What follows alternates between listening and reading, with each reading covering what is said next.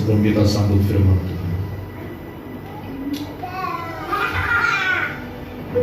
Sungguh kami percaya bahwa kuasa-Mu tidak terbatas, ya Tuhan.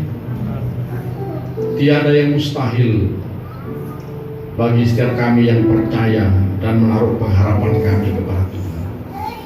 Apa yang menjadi persoalan, apa yang menjadi kebutuhan kami pada sore hari ini, kami yang datang kepada Tuhan. Kami percaya Engkau Allah, Gembala kami yang baik. Engkau datang untuk menolong setiap umat Tuhan yang mencari Tuhan, mencari wajah Tuhan dalam ibadah petang hari ini. Terima kasih ya Bapa Surga. Dan kami tahu Engkau ada di tengah kami malam hari ini. Kami siapkan hati untuk sambut firman-Mu dan juga untuk menerima perjamuan kudus. Tuhan murapi hamba-Mu dan seluruh umat-Mu, sehingga hari ini tidak ada satupun yang tidak dilawat oleh Tuhan melalui firman Tuhan. Melalui firman Tuhan yang kami terima hari ini boleh memberkati, memulihkan, bahkan menyembuhkan setiap kami yang datang mencari Tuhan. Dan umat Tuhan yang tidak dapat hadir karena sakit atau keadaan apapun, kami percaya Engkau juga melawat mereka semuanya melalui siaran live yang kami tayangkan dalam ibadah sore hari ini. Terima kasih Bapa Surga. Kami sambut firman Tuhan dengan sukacita dalam nama Yesus. Haleluya. Amin. Amin. Silakan duduk kembali. Shalom Ibu Bapak. Kita tidak terasa sudah memasuki bulan minggu pertama di bulan ke-9 ya, tahun 2020. Saudara kasih Tuhan ya. Baik, saudara kasih Tuhan, kita siapkan diri kita untuk menyambut firman Tuhan. Pada petang hari ini saya sampaikan tema khotbah tentang kebenaran yang memerdekakan ya. Saya ajak Bapak dan Saudara untuk membuka Injil Yohanes pasal yang ke-8 ayat 30 sampai ayat yang ke-36. Kebenaran yang memerdekakan. Setelah Yesus mengatakan semuanya itu, banyak orang percaya kepadanya. 31. Maka katanya kepada orang-orang Yahudi yang percaya kepada orang-orang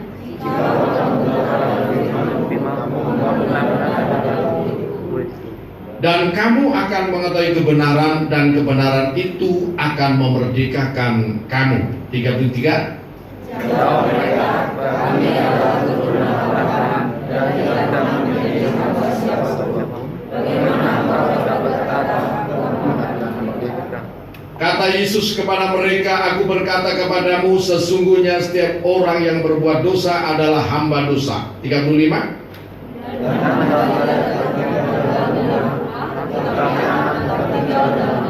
Ayat 36 kita akan membacanya bersama-sama 23. Jadi apabila anak itu memerdekakan kamu, kamu pun benar-benar merdeka. Amin. Silakan kembali. Saudara yang saya kasih dalam Tuhan, ya, Tuhan Yesus menyatakan ya kebenaran ini kepada kita semuanya, supaya kita sungguh-sungguh mengalami kemerdekaan. Saudara, tanda bahwa orang itu merdeka ya, itu ada sukacita. Amin. Ya, ada sukacita. Kemudian kita mengalami damai sejahtera dan kita mengalami kebebasan. Sekasih Tuhan, itu tanda orang itu merdeka.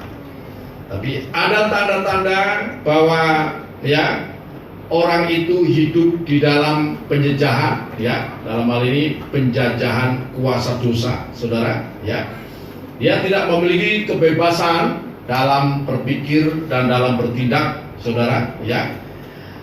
Ada beberapa orang ya, bahkan banyak di antaranya, bukan beberapa ya, hati dan pikirannya ya tertutup, suka sentuhan ya, rasa buntu dan sebagainya. Itu salah satu tanda bahwa dia sedang tidak dalam suasana kemerdekaan. Kalau saudara bisa baca dalam Efesus pasal 4 ayat 17 sampai ayat yang ke-19 ya. Nah, Saya akan bacakan. Ya, sebab itu kukatakan dan kutegaskan ini kepadamu di dunia, di dalam Tuhan.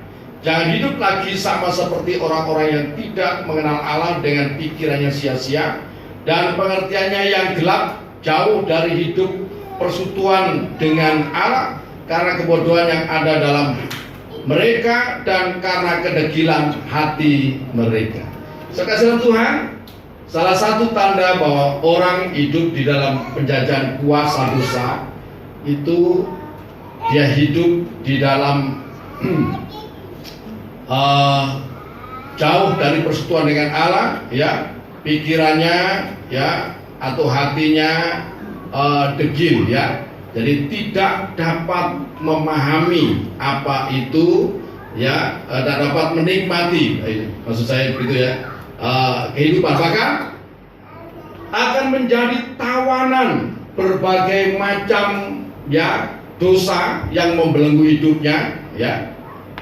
Rasul Paulus mengingatkan hal ini dalam kitab Roma pasal yang ke-7, ya, ayat 14 sampai ayat 24, ya. Sebab kita tahu bahwa hukum Taurat adalah rohani, tetapi aku bersifat daging, terjual di bawah kuasa dosa.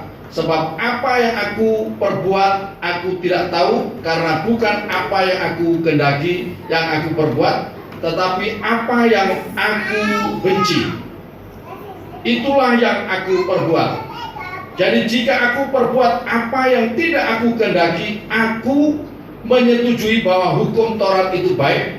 Kalau demikian bukan aku lagi yang memperbuatnya, tetapi dosa yang ada di dalam aku. Sebab aku tahu bahwa di dalam aku, yaitu di dalam aku sebagai manusia, tidak ada sesuatu yang baik. Sebab kehendak memang ada dalam aku, tetapi bukan hal berbuat apa yang baik. Sebab bukan apa yang aku kehendaki, yaitu yang baik, yang aku perbuat, melainkan apa yang tidak aku kehendaki, yaitu yang jahat, yang aku perbuat. Ayat 20.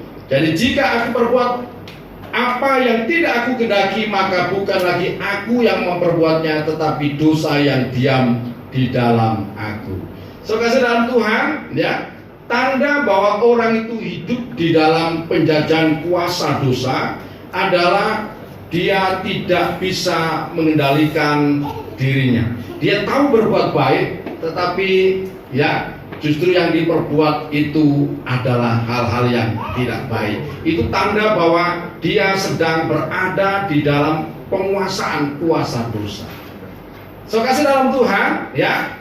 Dan orang-orang yang demikian ini akan hidup di dalam ketakutan, akan hidup dalam kegelisahan, dalam tekanan, bahkan hidup di bawah kutuk, saudara. Nah, inilah makanya malam hari ini kita perlu mendengar apa yang disampaikan oleh Tuhan Yesus, ya. Tuhan mau supaya setiap kita yang khususnya berada di dalam Kristus benar-benar hidup di dalam kemerdekaan. Ada sukacita yang kita rasakan, kita terlepas dari berbagai macam, ya, belenggu dosa yang begitu, ya, merintangi kita untuk datang kepada Tuhan. Kasih dalam Tuhan, kembali pada Yohanes pasal yang ke-8 tadi, ya. Yohanes pasal yang ke-8. Nah, bagaimana caranya kita dapat mengalami kemerdekaan? Tuhan Yesus berkata demikian. Yohanes pasal 8 ayat 32, dan kamu akan mengetahui kebenaran, dan kebenaran itu akan memerdekakan kamu. Saudara, nah, kita akan mengalami kemerdekaan kalau kita mengetahui kebenaran. Saudara, ya. Nah, kebenarannya apa? Kebenaran apa yang perlu kita ketahui, saudara? Yang pertama, saudara kasih Tuhan, ya, dalam Kisah Para Rasul pasal 13 ayat 38 dan 39. Kisah Rasul pasal yang ke-13 ayat 38 dan 39. Saya akan bacakan demikian, ya. Jadi ketahuilah, hai saudara-saudara, oleh karena dialah maka diberitakan kepada kamu pengampunan dosa, Dan di dalam dialah setiap orang yang percaya memperoleh pembebasan dari segala dosa yang tidak dapat kamu peroleh dari hukum Taurat. Kebenarannya adalah bahwa Yesus telah mati bagi kita, ya, untuk menebus segala dosa kita, atau untuk menebus hidup kita dari dosa, kuasa dosa. Ya, oleh karena dosa yang diperbuat oleh nenek moyang kita, ya, maka ada dosa juga, dosa warisan. Kalau saudara baca dalam kitab Keluaran pasal yang ke-20, ya, kalau ada seorang yang menyembah selain daripada Tuhan, saudara, maka Tuhan akan memperhitungkan dosanya itu sampai kepada keturunan ketiga dan keempat, saudara, ya, sampai kepada keturunan ketiga dan keempat. Kalau tidak bertobat ini terus dan sebagainya, itu dosa yang diwariskan, sekasihan Tuhan, ya, belum dosanya pribadi, sekasihan Tuhan, ya. Nah, dosa menyebabkan banyak masalah dalam kehidupan kita. Kita tahu, ya, nenek moyang kita Adam dan Hawa terusir dari Taman Eden, saudara. Adam dan Hawa akhirnya hidup di bawah kutuk dosa. Adam harus berjuang, saudara, harus mencari nafkahnya dengan berpeluh. Dia akan mencari nafkahnya sampai dia kembali menjadi debu, ya. Dan kepada, ya, ibu-ibu, susah payahmu dalam mengandung dan melahirkan anak akan aku buat sangat banyak, dan masih banyak yang lain lagi, ya, masalah-masalah yang disebabkan oleh dosa, sekasihan Tuhan. Nah, dan yang paling fatal adalah kematian, sebab firman Tuhan katakan, pada waktu kamu memakan buah pengetahuan yang baik dan yang jahat itu, maka kamu mengalami kematian. Ancaman yang paling mengerikan adalah hukuman kekal.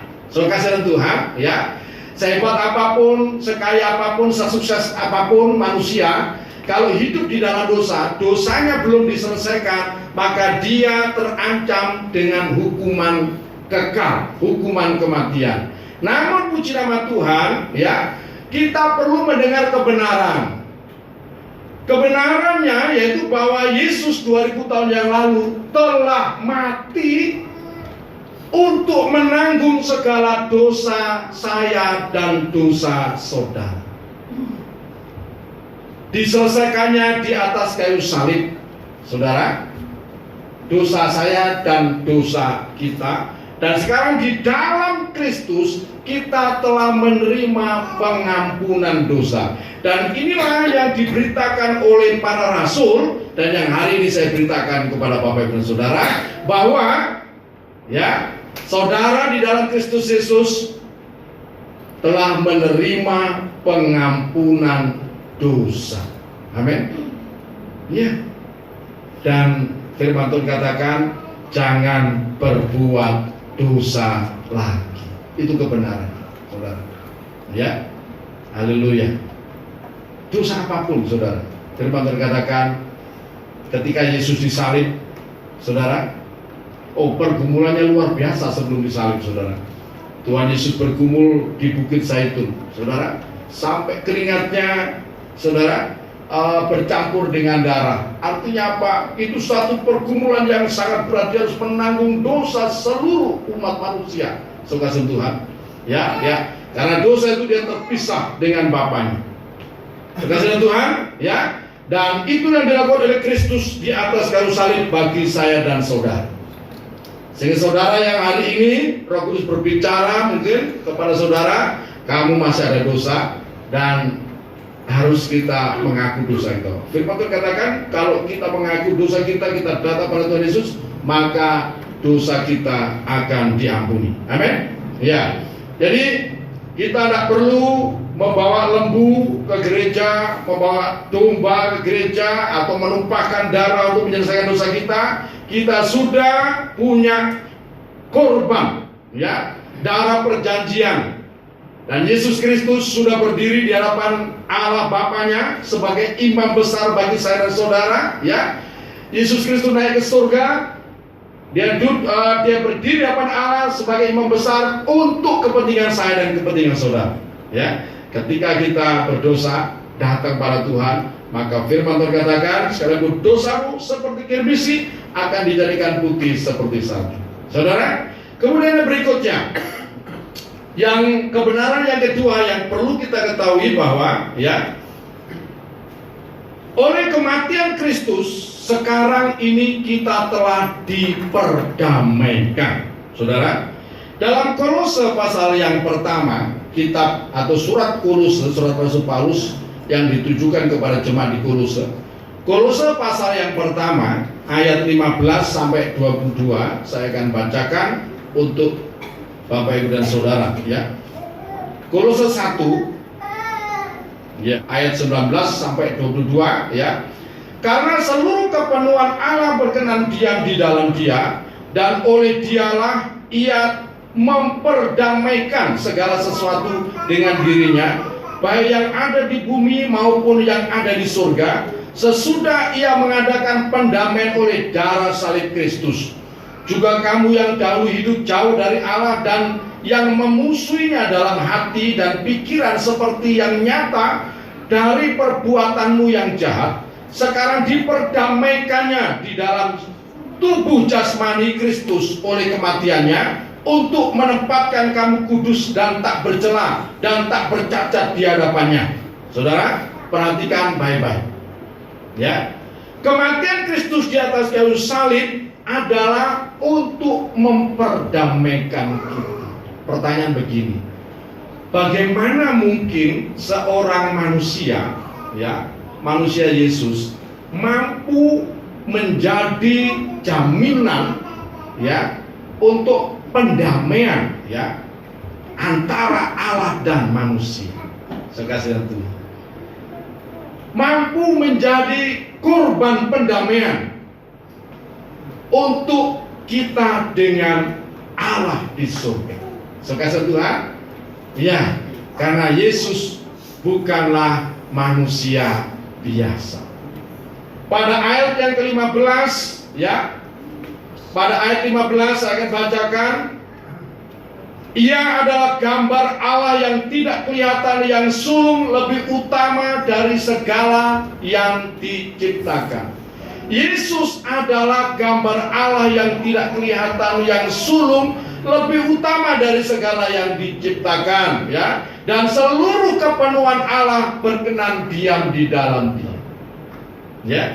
Karena Dia adalah firman-Nya menjadi manusia. Oleh karena itu, korban Yesus cukup untuk menggantikan atau menebus segala dosa kita, dan untuk memperdamaikan antara Allah dengan umat manusia, mulai dari zaman Adam sampai manusia yang terakhir, saudara, ya.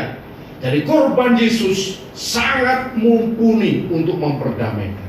Nah, kebenarannya ini kita harus terima bahwa di dalam Yesus Kristus sekarang kita sudah diperdamaikan, ya. Dan hendaknya setiap orang yang percaya kepada Tuhan Yesus Kristus hidup di dalam damai sejahtera.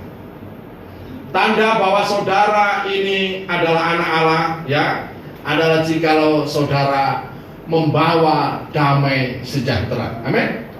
Saudara kasih Tuhan, ya. Dalam Matius pasal 5 ayat 9 itu, berbahagialah orang yang membawa damai, karena dia akan disebut anak-anak Allah.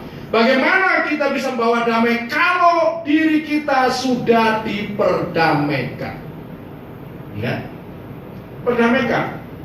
Tidak ada lagi kegelisahan, tidak ada lagi ketakutan, tidak ada kekhawatiran, ada damai sejahtera. Bahkan tidak ada lagi permusuhan, terutama dengan Allah, ya. Tidak ada lagi permusuhan.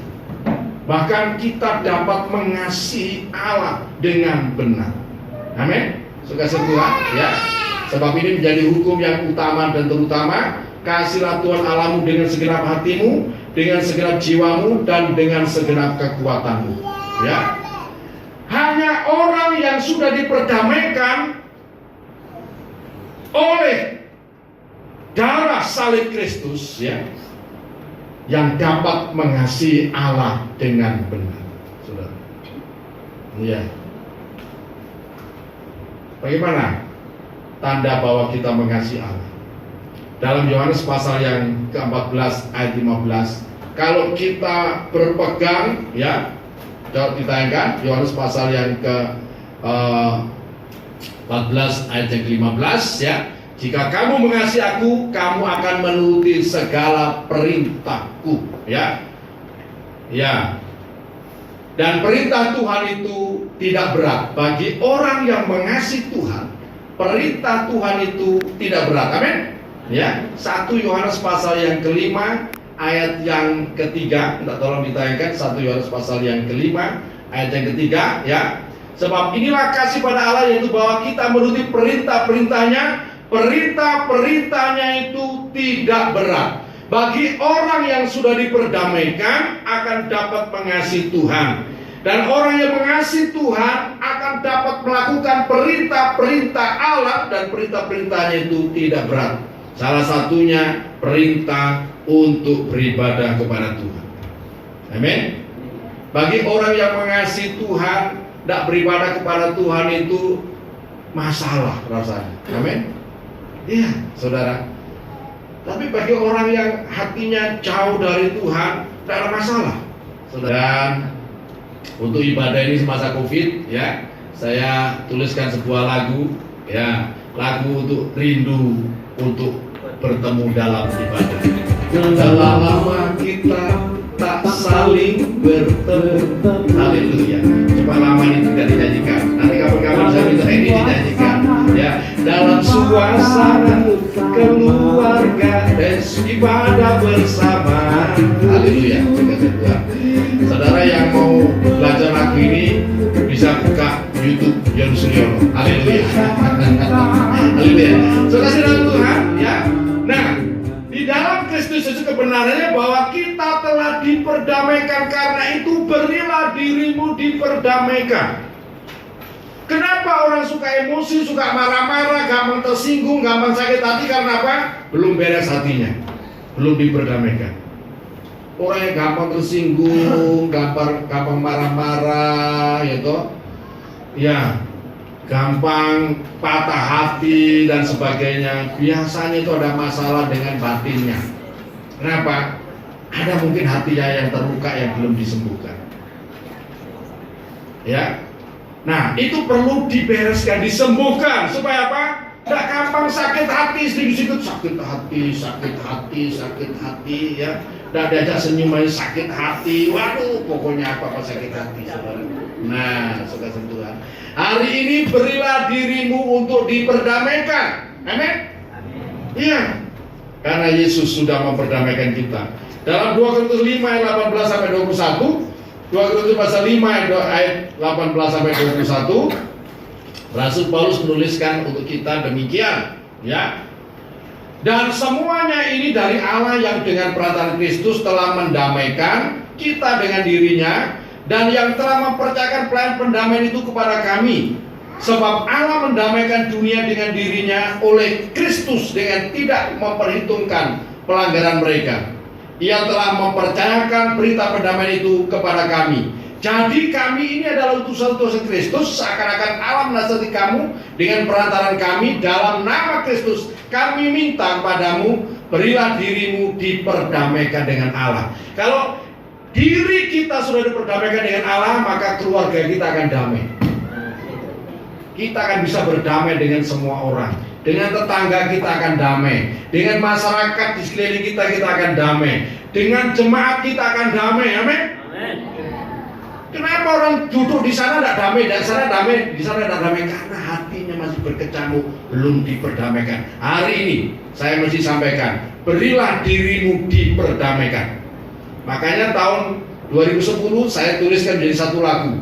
Saudara, sudahkah kau mendengar satu berita yang penting, bahwa Allah telah mendamaikan dunia, tiada diperhitungkan segala dosa-dosamu, gantimu. Karena Yesus Perhatikan kebenarannya ini, bahwa Yesus telah mati untuk menjadi pendamai bagi kita semua,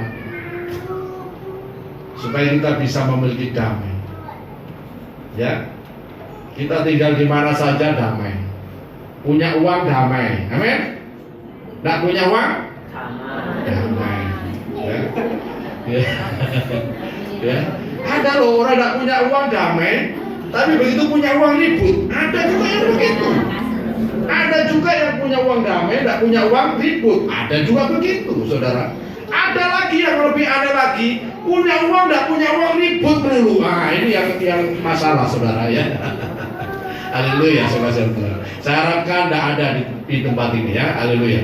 Sekarang yang ketiga, kebenaran yang ketiga, saudara, bahwa di dalam Kristus Yesus kita telah dibenarkannya. Nah, ini harus kita mengerti, saudara, ya. Roma 5 ayat 8 sampai ayat yang ke-11. Akan tetapi Allah menunjukkan kasih-Nya kepada kita oleh karena Kristus telah mati untuk kita ketika kita masih berdosa. Lebih-lebih karena kita sekarang telah dibenarkan oleh darah-Nya, kita pasti akan diselamatkan dari murka Allah. Sebab jikalau kita ketika masih seteru diperdamaikan dengan Allah oleh kematian anaknya, lebih-lebih kita yang sekarang telah diperdamaikan pasti akan diselamatkan oleh hidupnya. Saudara perhatikan, ya. Bukan saja kita telah diampuni dosa kita dan diperdamaikan di dalam Kristus Yesus oleh kematian Kristus, sekarang saya dan saudara telah dibenarkannya. Bukan manusia yang membenarkan saya dan saudara, bukan diri kita yang membenarkan diri kita sendiri, tetapi Allah telah membenarkan kita, saudara. Oleh karena apa? Oleh karena kita percaya.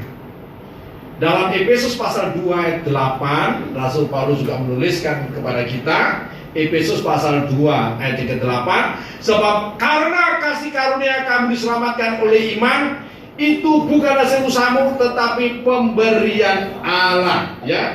Nah, dikatakan bahwa oleh karena kita dibenarkan maka ada jaminan keselamatan. Kalau Allah berkorban, ya, pada ayat yang ke-8, ya, saya akan baca ulang. Akan tetapi Allah menunjukkan kasih-Nya kepada kita oleh karena Kristus telah mati untuk kita ketika kita masih berdosa.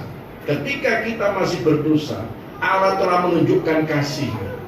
Karena begitu besar kasih Allah akan dunia, sehingga Ia telah mengaruniakan anaknya yang tunggal. Sehingga setiap orang yang percaya kepada tidak binasa, melainkan beroleh hidup yang kekal. Ya tak? Jadi sebelum kita mengenal kasih karunia Tuhan, sebelum kita mengenal, ya, mengenal Tuhan dengan benar, bahkan semasa kita masih menikmati hidup dalam dosa, Allah telah menunjukkan kasih-Nya dengan apa? Mengorbankan Kristus mati di atas kayu salib. Nah, terlebih sekarang kita yang sudah percaya kepada Tuhan Yesus, ya, yang sudah dibenarkan oleh darah-Nya, maka kita pasti diselamatkan. Pembenaran inilah menjadi dasar keselamatan kita. Amin. Suka Tuhan. Bukan karena perbuatan kita sendiri, tapi karena perbuatan Allah oleh atau di dalam Tuhan Yesus Kristus kita telah dibenarkan. Suka Tuhan, ya. Nah, sehingga kita dapat berkata, ya, kalau Allah di pihak kita, siapakah yang akan melawan kita? Kalau Allah membenarkan kita, siapakah yang akan mempersalahkan kita, saudara? Asal hiduplah sebagai orang yang benar. Amin. Jangan merasa sudah dibenarkan terus kita hidup dalam dosa. Nah, benar namanya, ya. tapi hiduplah sebagai anak-anak yang taat kepada perintah Tuhan. Itulah yang akan menguduskan kita. So, kasih dalam Tuhan, ya. Yang keempat, ya. Yang keempat, saudara. Sore hari ini saya tidak khotbah panjang-panjang, saudara. Saya khotbah singkat saja. Haleluya.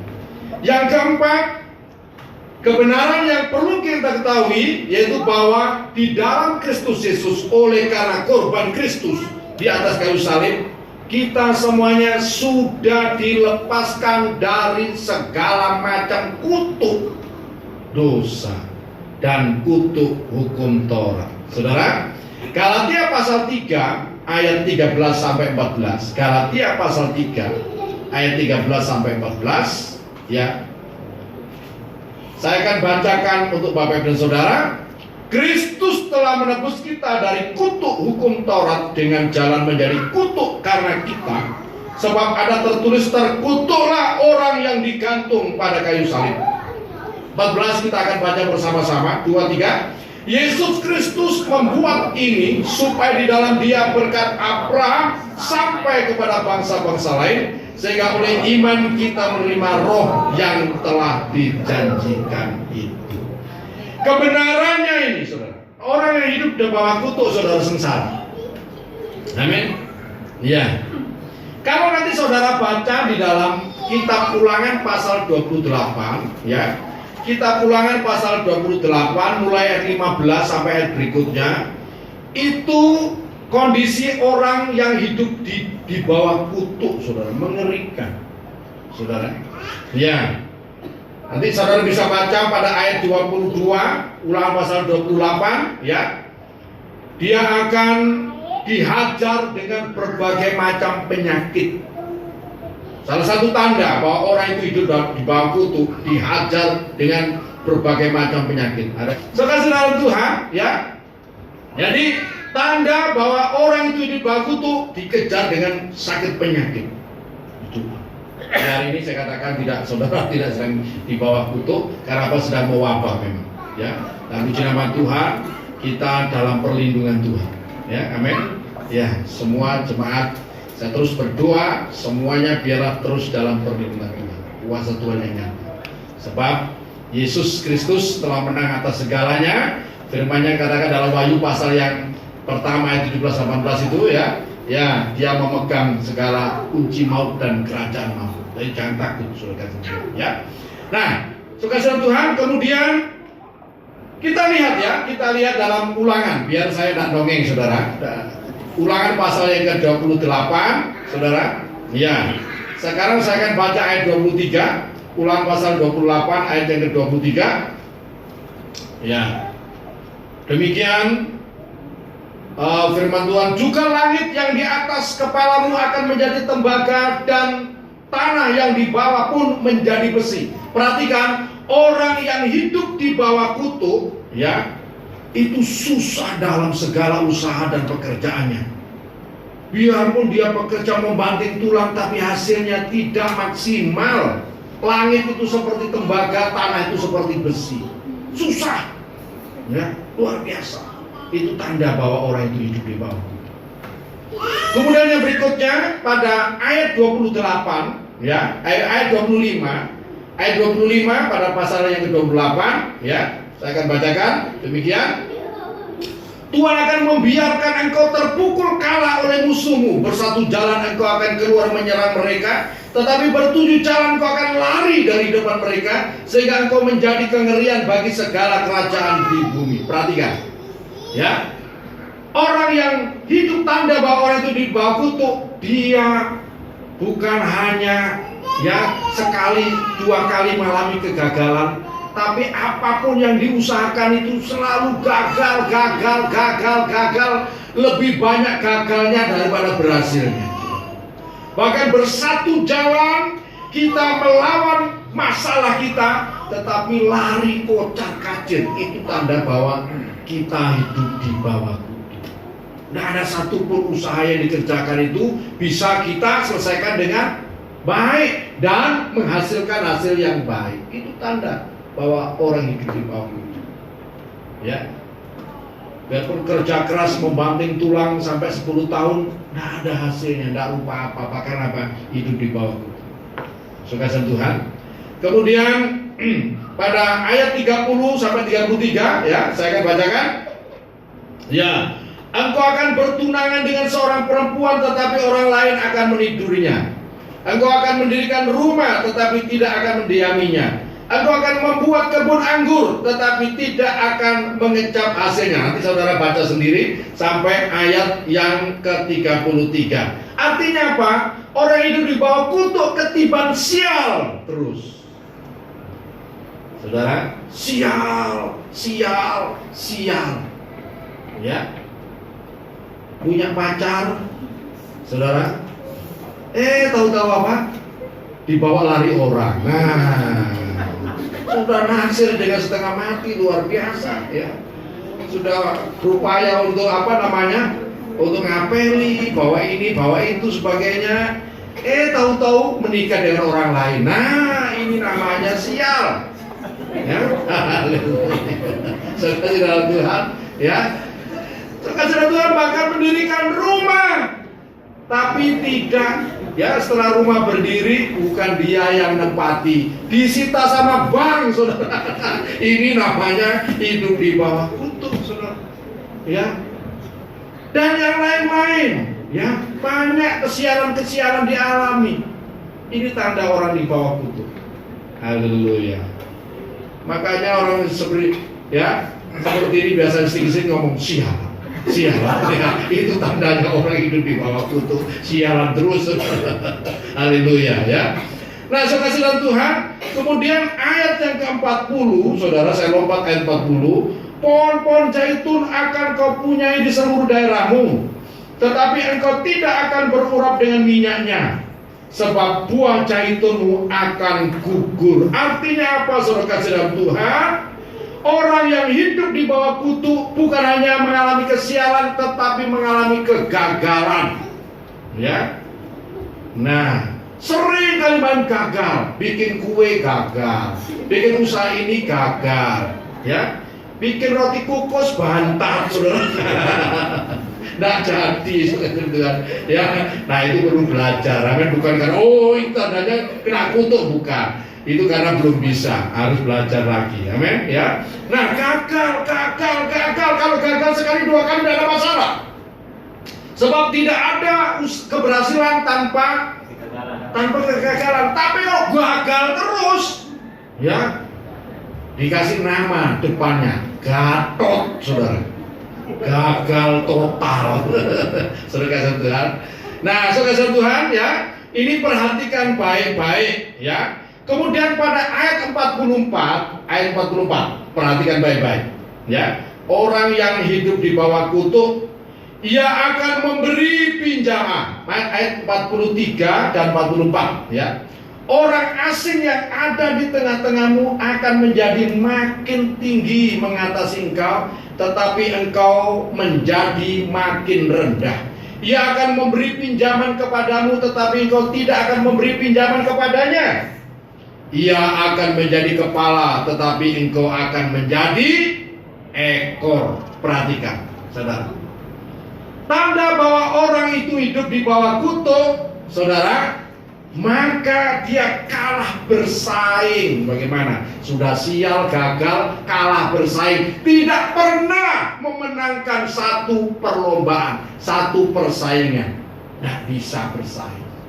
Bahkan orang-orang yang ada di sekeliling kita, ya, itu, saudara, ya, akan tumbuh semakin tinggi mengatasi engkau. Ya, dalam segala hal, soal pendidikan kalah, soal kepemilikan kalah dan sebagainya, status sosial dan sebagainya, semuanya kalah. Karena apa?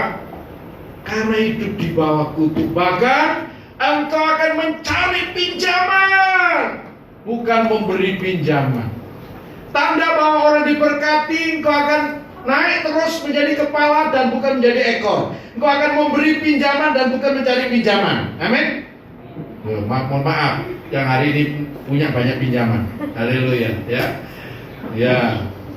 Saudara, nah, tanda bahwa orang itu di bawah kutuk, dia terpaksa bahkan untuk makan saja sampai tretean. Apa bahasa tretean itu? Ya. Sampai ke sana kemari. Itu tanda hidup di bawah kutuk, saudara. Nah, dengar baik-baik firman Tuhan. Firman Tuhan katakan, engkau akan mengetahui kebenaran, dan kebenaran itu akan memerdekakan kamu. Kalau kita mengerti kebenaran, maka kebenaran itu akan memerdekakan kita. Dan Yohanes pasal 8 ayat 36 tadi, ya, kalau anak Allah itu memerdekakan kita, ya, kalau anak itu memerdekakan kamu, kamu pun benar-benar merdeka. Tidak ada lagi kutuk. Apa yang menyebabkan kutuk? Dosa. Ya, dosa apa? Salah satunya itu tidak ibadah. Ya, orang tidak ibadah, jauh dari Tuhan, terkutuk. Ya, terus tidak hormat kepada orang tua, memandang rendah ibu bapaknya, itu hidup di bawah kutuk. Baca Ulangan pasal 27, ya. Nah, kembali lagi pada Ulangan tadi, saudara, ya. Ulangan pasal 27 ayat 16, saya akan bacakan. Nanti saudara baca sendiri, ada 12 ucapan kutuk, ya. Ulangan pasal 27 ayat 11 sampai 26, ya. Nah, saya baca ayat 16 sekarang. Terkutuklah orang yang memandang rendah ibu dan bapaknya, dan seluruh bangsa itu haruslah berkata amin. Seorang anak yang memandang rendah ibu bapaknya, dia hidup di bawah kutuk. Ya. Kemudian ada beberapa hal yang lain lagi, ya. Ya. Orang yang menggeser batas tanah, ya. Batas tanah. Ya, kalau saudara punya tanah bertetangga, kemudian diam-diam saudara pindah patoknya, saudara, itu saudara hidup di bawah kutuk. Saya lihat ini terjadi loh, ya. Jadi tetangga yang nakalan geser batas tanah tetangganya yang lain, biasanya kena masalah. Karena apa? Itu hidup di bawah kutuk, saudara. Nanti saudara bisa baca ini, apa yang menyebabkan hidup di bawah kutuk. Ya, haleluya, ya, saudara. Nah, mari kita koreksi. Apakah kita sudah hidup di bawah berkat, dalam berkat Tuhan, atau hidup bawah kutuk? Kebenarannya kembali dalam Galatia pasal yang ketiga tadi, bahwa Yesus Kristus telah membuat ini semuanya, yaitu Yesus Kristus telah disalibkan, mati secara terkutuk. Yesus itu mati secara terkutuk, saudara. Ya, matinya mengerikan, saudara. Ya, jadi disalib itu mati secara mengerikan, saudara. Hanya penjahat keras kakap saja sebenarnya itu yang disalib, saudara. Ya, pemberontak dan penjahat keras kakap itu yang disalib, dan ditelanjangi, ditonton banyak orang, mati secara terkutuk. Apakah Yesus berdosa? Bukan, karena Yesus menanggung dosa saya dan dosa saudara. Yesus menanggung kutuk dosa saya dan kutuk dosa saudara, supaya di dalam Dia kita menerima berkat Abraham, Ishak dan Yakub. Amin.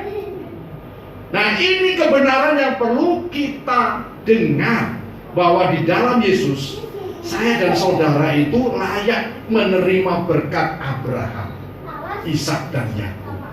Ada 7 janji berkat, ya, dalam Kejadian pasal 12, ya. Nah, saya baca saja supaya saudara benar-benar mengerti, ya. Kejadian pasal yang ke-12 itu, ya. Kejadian pasal 12 ayat yang kedua dan ketiga. Perhatikan, aku akan membuat engkau menjadi bangsa yang besar. Ya, ini janji Tuhan kepada Abraham dan diturunkan kepada kita. Dan memberkati engkau serta membuat namamu masyhur, dan engkau akan menjadi berkat. Aku akan memberkati orang-orang yang memberkati engkau dan mengutuk orang-orang yang mengutuk engkau. dan olehmu semua kaum di muka bumi akan mendapat berkat. Kehidupan kita dimanapun berada, kalau kita diberkati, itu menyenangkan. Karena apa? Mendatangkan berkat. Perhatikan Yusuf. Saudara, saya senang sekali jadikan Yusuf sebagai teladan. Sekalipun statusnya dia sebagai budak karena dijual oleh saudara-saudara, budak orang Mesir, yaitu Potifar, saudara. Tetapi karena adanya Yusuf, rumah tangga Potifar diberkati Tuhan. Orang yang diberkati kalau bekerja ikut orang, pekerjaannya diberkati. Kalau dia bangun usaha sendiri, usahanya pasti diberkati. Dia selalu menang dalam berkompetisi. Dia tidak pernah kalah dalam persaingan. Itu tanda orang yang diberkati.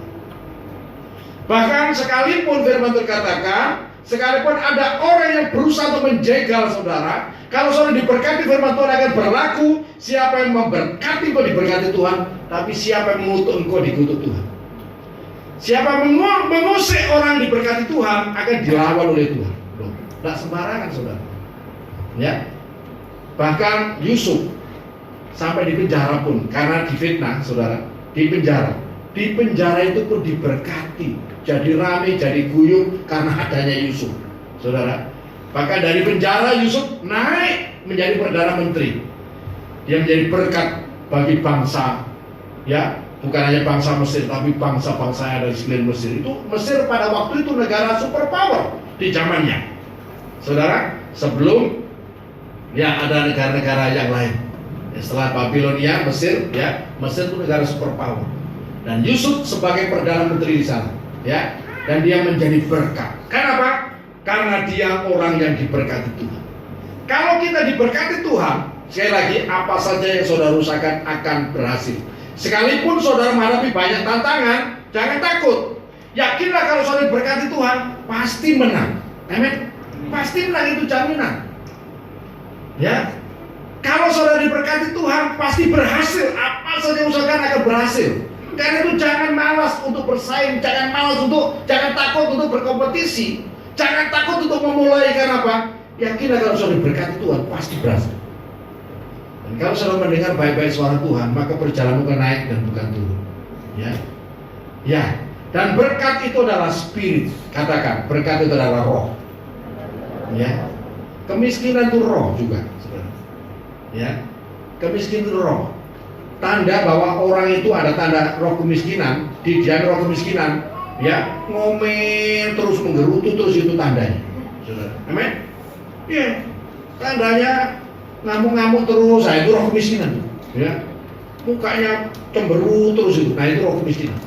Tapi kalau ada roh berkat, saudara akan suka bersyukur, mengucap syukur, memuji Tuhan, bersuka cita. Amin. Kenapa? Percaya kepada Tuhan bahwa apa saja yang saudara usahakan akan dibuat berhasil. Dan ini yang harus kita ketahui, kebenaran ini, saudara Tuhan. Ya. Nah, karena itu hari ini, kalau saudara merasa mungkin ada dosa dalam diri saudara yang membuat hidup saudara tenang, firman Tuhan katakan, marilah kepadaku, hai semua yang letih lesu dan berbeban berat, aku akan memberi kelegaan kepadamu. Ya, kalau kita merasa tidak damai, bahkan keberadaan kita ini di mana saja bikin ribut terus, beri dirimu diperdamaikan. Amin. Ya, karena Yesus mati untuk mendamaikan. Kalau saudara merasa bahwa saudara ini orang yang tidak benar, datang pada Yesus. Dalam Yesus engkau dibenarkan. Kita dilepaskan dari segala macam kutuk, sehingga hidup kita merdeka dan kita boleh diberkati untuk hidup kita ini menjadi berkat bagi banyak orang. Kiranya nama Tuhan dipermuliakan dalam kehidupan kita. Tuhan Yesus memberkati. Haleluya.